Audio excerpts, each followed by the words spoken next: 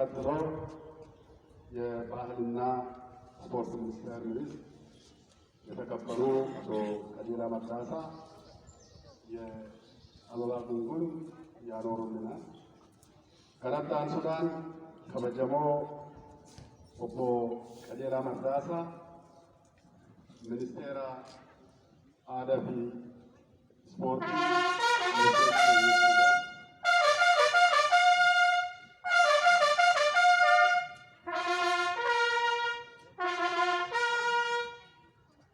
kanatti aansuudhaan kabajamtuu aadde Saadaa Afyaa'ii Caffee Oromiyaa beeksisan jechuudha baaboo. Afyaa'ii Caffee Oromiyaa Saadaa yookaan bakka bu'aan ከዚህ ቀጥሎ የጨፌ ኦሮሚያ ምክር ቤት አፈ ጉባኤ ተወካይ ያስቀምጥልናል ማለት ነው።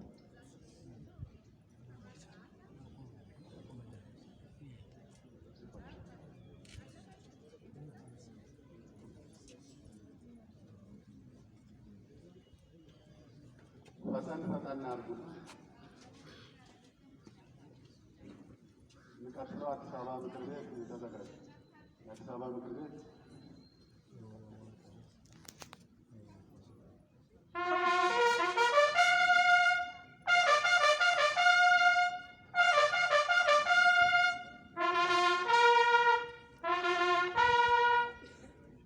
ከዚህ ቀጥሎ የአዲስ አበባ ምክር ቤት አፈ ጉባኤ ሁሴና አብዱልቃድር አበባ ጉንጉኑን ያስቀምጡልናል። ከዚህ ቀጥሎ kanatti aansuudhaan afyaa'ii mana maree magaalaa Finfinnee aadde Huseena Abdulqaadir abaaboo nuu beeksisan jechuudha. Egaa kanatti aansuudhaan namoonni baay'een abaaboo nuu fidanii dhufan baay'eedha.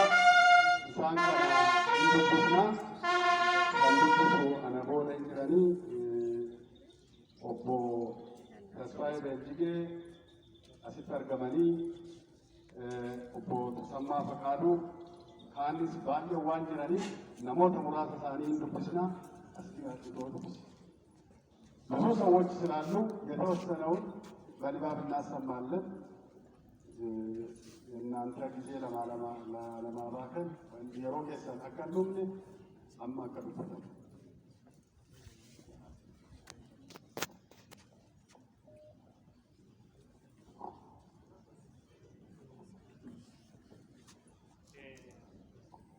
mana marii ummata mootummaa bakka bu'anii abaaboon jira jechuudha.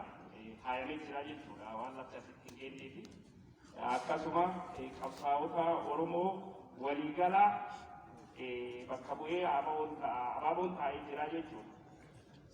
Akkasuma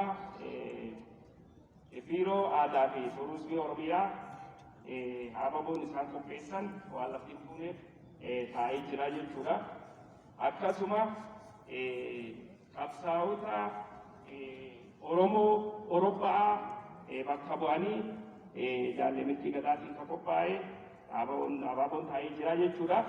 Akkasuma aadde Caaltuu Siyyoo qabsaa'ota Oromoo Ameerikaa bakka bu'anii abaaboon taa'ee jira. Akkasuma Diktoor Fiqaaduu Gennati hawaasa Oromoo Switzerland hawaasa Oromoo Sweden bakka bu'anii abaaboon qophaa'ee taa'ee jira jechuudha. Akkasuma aadde Caaltuu Durii hawaasa Oromoo Ameerikaa bakka bu'anii abaaboon taa'ee jira jechuudha.